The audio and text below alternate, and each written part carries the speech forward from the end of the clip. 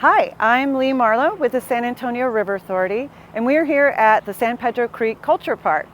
This is a beautiful park, part of which is open to the public right now. Some is currently under construction as well right now. We'll be opening up future phases, so please come on down and check it out.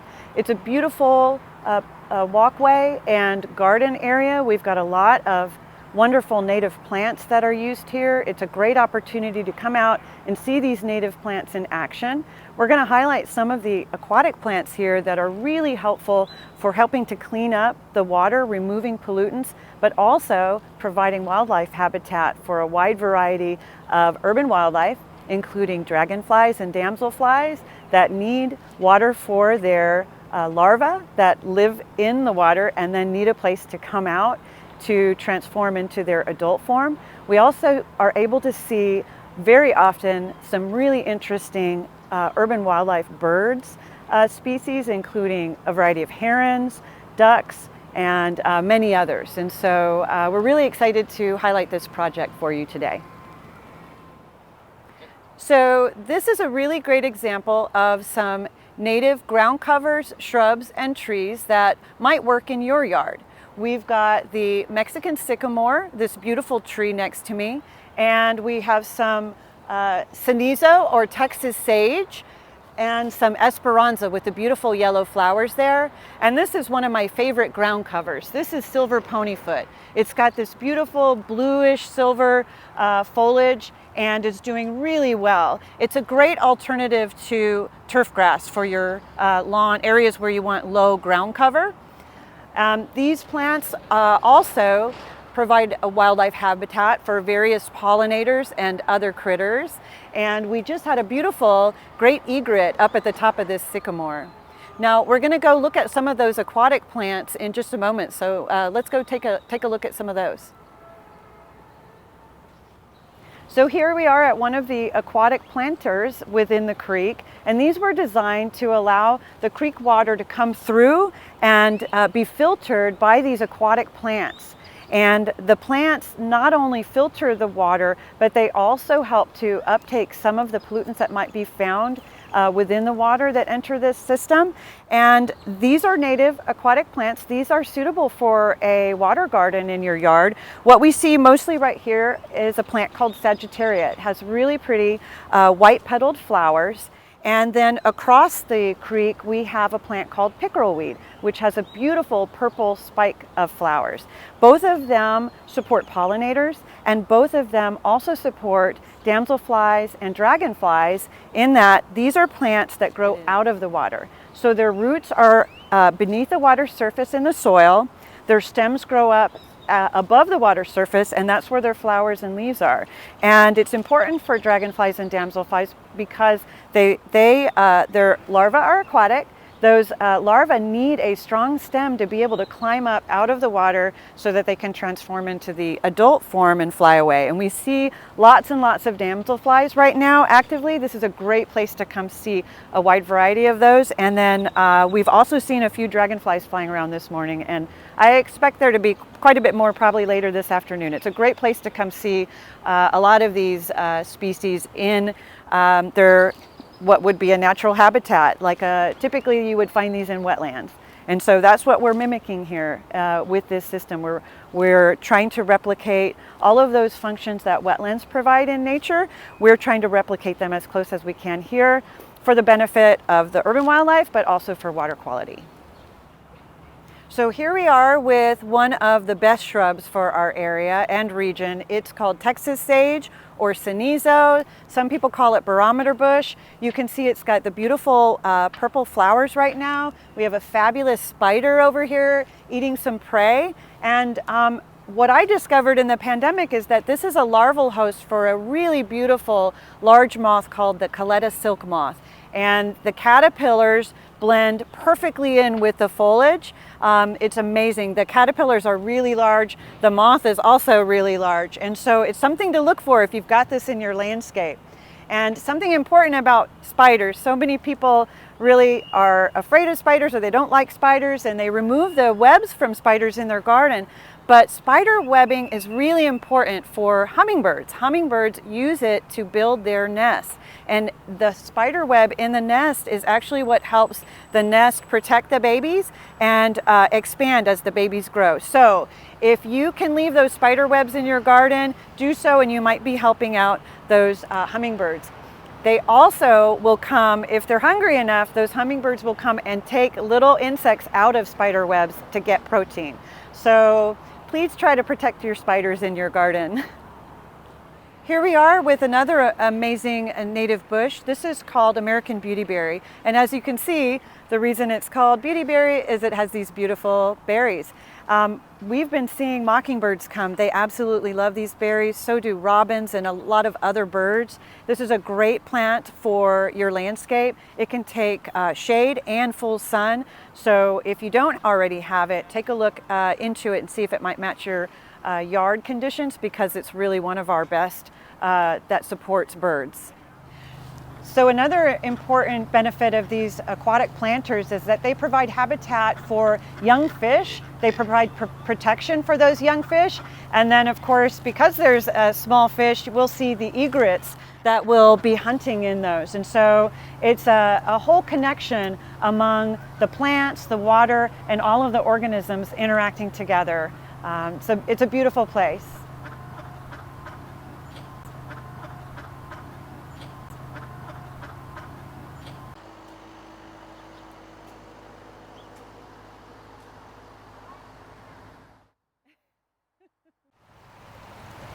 Thank you so much for watching and learning more about the San Pedro Creek Culture Park with us today. This beautiful park is not only an urban oasis for wildlife, but it also serves to provide flood protection for the downtown area, which is really important.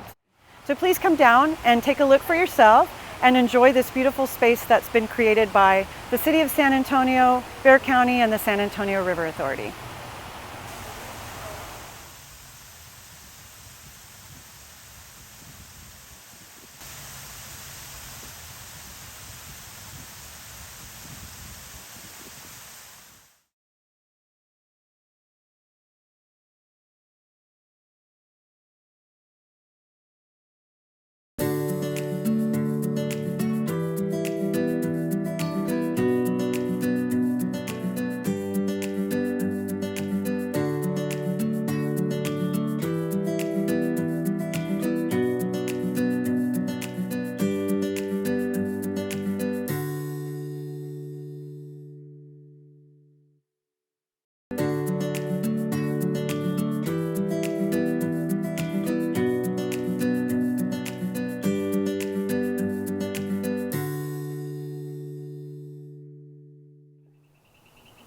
Hi, Christy Summers with Gardening Volunteers of South Texas. I'm in the backyard with Haeley, and we're out here in Deerfield on the north side of San Antonio. She's lived here about 10 years, and she's going to give you an idea of what was here before and now what she's made after and how she decided to design this. So Haeley, let us know what's going on here in your backyard. Well, yes, I moved here about 10 years ago from Chicago with my family. And big difference. Yeah, big difference. It was actually our first yard as a family. We lived in a condo in downtown Chicago for about 7 years prior to that. So I was so excited to have some green space for once, Nice. a chance to garden. I'd always enjoyed container gardening with flowers, but I'd never really done much in terms of putting plants in the ground and landscaping. So for the first 7 or so years we were here, I didn't really touch our existing landscaping that much. There were a lot of plants here from the previous owners that I really wasn't familiar with. I didn't really know much about their names or anything. I just kind of left them in the ground. But starting in 2020, I really became more interested in learning about what I had growing because I went through a program called the Texas Master Naturalist Program. Oh, nice. If you're not familiar with it, it's a program that trains a corps of volunteers on all things related to Texas ecology, from our plants, our wildlife, Wow, water you went conservation. right into that, didn't yes, I've you? always enjoyed Well, good nature for you. for sure, and it introduced me to the concept of Texas native plants. Native plants is something I hadn't really considered before when I was gardening and purchasing plants for my containers. I just bought what looked good at the nursery, what was pretty, Right. and I learned just how important our native plants are, the ones that have been growing here in the wild for thousands of years in terms of Right. our local ecosystems, providing food for our insects and wildlife, helping to conserve water because they've been growing on their own without any human intervention for a Exactly. long time. So I started to get really interested and wanted to experiment with them in my own yard. So I decided to take out some of the plants that we had and start incorporating more natives. And I started with the bed behind me here. Let's walk down this way and kind of give us an idea, because your yard slopes down and some Yes. people have that issue. Kind of give them an idea how you decided to do what you did with the walkway. Oh, okay. So I kind of did my garden in two phases. This is actually the second phase here. This previously was all St. Augustine grass. Oh, wow. And it gets a lot of sun, particularly in the summertime. We would have problems with the grass just dying, and we had to replace it at least once. And I just did not want to deal with having to water this area and the grass. So last summer, I used some of the programs offered by SAWS to Excellent. replace the grass. I love their Water Saver rewards program. So we had an irrigation consult. Someone from SAWS came out, looked at our irrigation system, and gave us some tips. And we decided to turn off the irrigation in this area, remove the grass, and we were given rebates to help us do that. And planted it with primarily all Texas natives. So Nice. yeah. I see all the different varieties here. Some are Yeah. clumpy, some kind of grow out on their own. Yeah. And these all come back every year. So Exactly. that's a nice thing.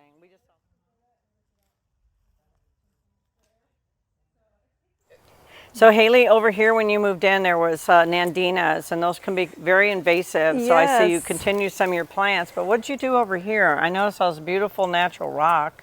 Yeah, yes, like you said, the Nandina was really taking over this whole bed. And as I learned more about plants, I realized that Nandina is, even though we see it everywhere in San Antonio, it's not native, it's originally from Asia. And I really wanted to bring in some plants that were native that would help support our local birds and our insects. And so I brought in a lot of salvias. So we've got tropical sage here, mealy blue sage, some frog fruit. All these are great nectar and pollen I plants. see the fire acantha there. Those are beautiful. Yes. Yeah, and I just like how this one's like a little wispy here. It's got some yes, beautiful little this is flowers. pink Gora lindheimeri, I think is the scientific name. And I also like how you shaped it around the tree and kind of gave it some interest. But also your backyard kind of goes out to this area here. So it just kind of looks like an extension of your backyard. So, and then over in this corner, you kind of did a little bitty corner thing too there. And it looks like when it rains, it's going to catch in there. And those little plants over there, it's going to help too. So why don't we go over there and take a seat and see how it feels sitting around having a glass of wine. Good. Okay, so this is a nice little spot to have a cup of coffee or a glass of wine, but what I want you to tell viewers is when you learned how to do all this, it didn't teach you how to do the landscaping part. So you decided how to do this, but what tips and tricks can you give our viewers about native plants, how to do this, maybe things you did wrong, things you did right? I think the first step is just to know what you currently have growing in your yard. So I spent some time identifying, I have Nandina, I didn't know what it was at first. So there's simple apps you can use, photo identification apps to identify plants and arm yourself with some knowledge. You can make a decision if you want to keep that plant in your existing landscaping or replace it. And I would recommend, rather than doing a whole scale change of your garden, which can be really intimidating, to just pick a couple opportune areas. Perhaps there's a plant you want to remove or something that's died over the summer and find a chance to replace it with a native. I like to say anytime you add a new plant, make it a native plant. Not only are they better for our local wildlife, but they're more drought tolerant and hardy, especially in these more extreme weather conditions that we've seen this summer being particularly hot. And just have fun experimenting. So with my garden design, I tried to plot it out a little bit before I went to the nursery. So I had a sense of the number of plants I wanted, the types of plants I wanted to put in there. Yeah, because they do come in all different sizes.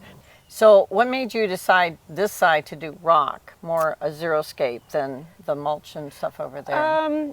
Honestly, we did this a few years ago before I really started to get into the more natural wildscape look, but also I just like the kind of clean look to it. There's not a lot of maintenance involved. It kind of shows off some more distinct grouping plantings a little bit. And then I've tried to incorporate some of the natives like Flamacanthus and Liatris in this bed. Yes, I love your agave over Salvia here. gray guy, yeah. Very pretty.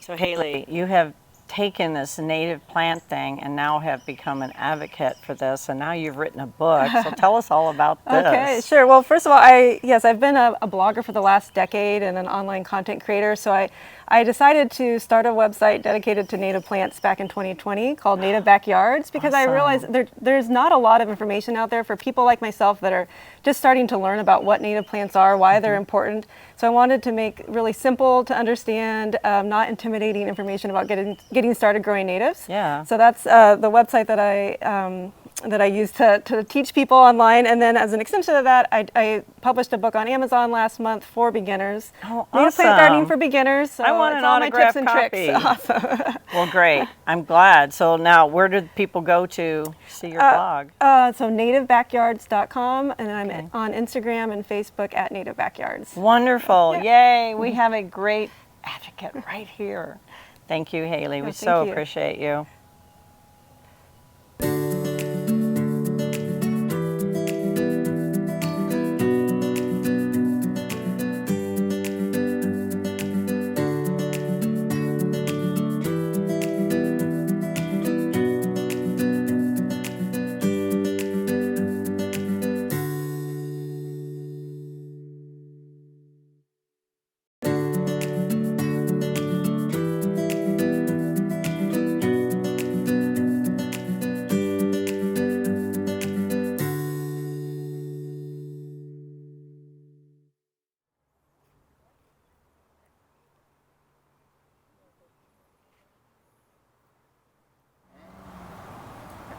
Hi, welcome back, gardeners. This is Christy Summers with Gardening Volunteers of South Texas. I'm here in a city park next to Paul's yard over here on Lowwood in a kind of downtown heart of San Antonio. When Paul bought this house 3 years ago, it had nothing but grass and a couple of trees. So Paul, I want you to tell the folks at home what you envision in your yard and why you decided to pick the plants you picked, the fence you picked, and what you are trying to do. And I know you've got a lot of yard to cover, and you have a lot of projects, and we all make those mistakes, but I love your yard, love what you're trying to accomplish. So let's tell the folks at home how you got started. So I took 2 courses with Native Plant Society of Texas, and I decided that I wanted to do something native and drought tolerant. And when we moved in, this was just grass and 2 invasive ligustrum bushes. So once I removed all of that, and I've tilled everything maybe 3 times, it's just been a battle with the invasive grasses trying to come back in. Okay. The first bed that I worked on is this one, and then I did a flagstone path doing a serpentine up to the porch. And so here in the back we've got tall asters, which are the last thing to bloom, which is important food source for the pollinators. Then we've got various mixed native plants and drought tolerant. There's a few Mediterranean plants in there. You want plants that bloom in succession, and then you've got various heights. And one of the first mistakes I made was not to put any evergreens. Right. So now there's Artemisia and rosemary in there. With that freeze, I noticed that the rosemary that weeps, it didn't do well after the freeze. And so the rosemary that I've used is the upright. We've got some Indian grass over in here, some heavy metal blue switchgrass off to the side.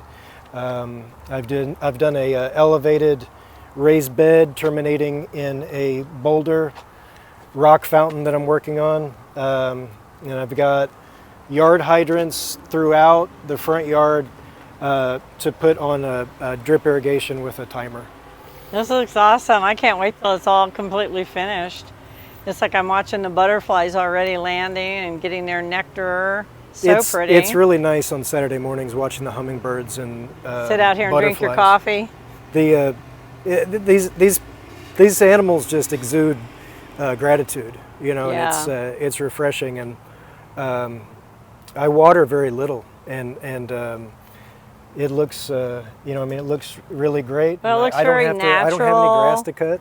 That's what I like. It looks so natural, and you can just keep looking and you see all the different colors, the different elevations. I like the different colors of the greens.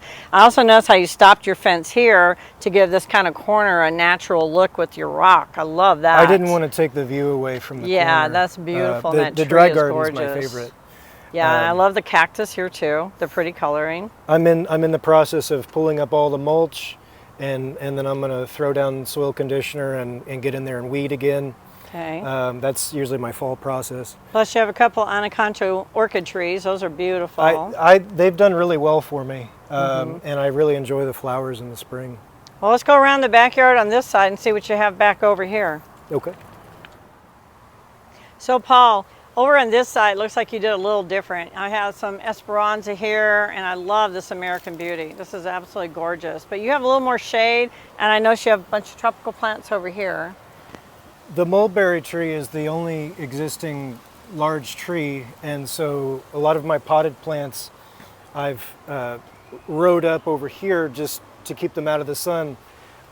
Originally, I'd had a greenhouse and I wanted to do tropicals, and it's just more of a burden than anything else. The landscaping is really what I've been focusing on, and I'm trying to phase out the potted plants. Anything that I can put in the ground this fall is going in the ground. Well, I notice there's a white American Beauty here too. That is beautiful. This section falls from dry garden to woodland garden. So then I've got 2 beauty berries. There's a rusty black viburnum in the front. Pomegranate. And then this ornamental pomegranate I kept as well. Okay. Well, let's head to the back and see what we have in the back. Okay, so now we're at the back corner of your lot. And I notice you have kind of a temporary fencing up here right now because the city park is over there and we're trying to keep people from walking through your yard. Correct. So you chose which plant to put here? So to avoid constant maintenance on a privacy fence, I opted to do a hedge of Japanese xylosmas, and they did really well the first year, and then that freeze hit and they almost all died back to the ground. Most of them have recovered, and they made a lot of growth this year. I lost about 3 or 4 of them. Okay. So they'll eventually all grow into each other to be a hedge? That's the plan. Okay, and then you'll take your temporary fencing down. Correct. Okay. So I see you've bought some troughs and you've got them back here by the greenhouse. So what are your plans with this? The difficult nut to crack in the backyard was that it was on a slope. So I had a retaining wall put in the spring, and then so once I finish the front yard, I plan to build raised vegetable beds in the back. And Nice. then I just have a few manageable strips left where I've done watershed beds, and they bloom whenever it rains. Low maintenance, drought tolerant. Mostly, there's a few native perennials and some Mediterranean plants. Nice. Well, this will be all nice. I like the use of the crushed granite too. So, and then out here, you're in the right of way with the city, but you were smart because instead of cutting their grass, because since they don't, you put some wildflower seeds, a couple of crepe myrtles, and I know the drought this year hasn't helped anybody, and it's hard to get to everything. But so for the gardeners that are watching that may want to do this with the wild seed, where do you get your seed from? These are seed blends from Native American Seed out of Junction, Texas, and I've had a lot of success with them. Okay. Then you just go online. Absolutely. Okay. Well, let's walk over to the park and wrap this up. Well, Paul, on behalf of Gardening Volunteers of South Texas, I want to thank you for inviting us into your yard today and showing us your beautiful native yard, all your projects you've got going on. We wish you the best of luck with the rest of them. And for those folks at home, take some inspiration from Paul. It's not easy. He's doing it on his own. And we'll see you next time.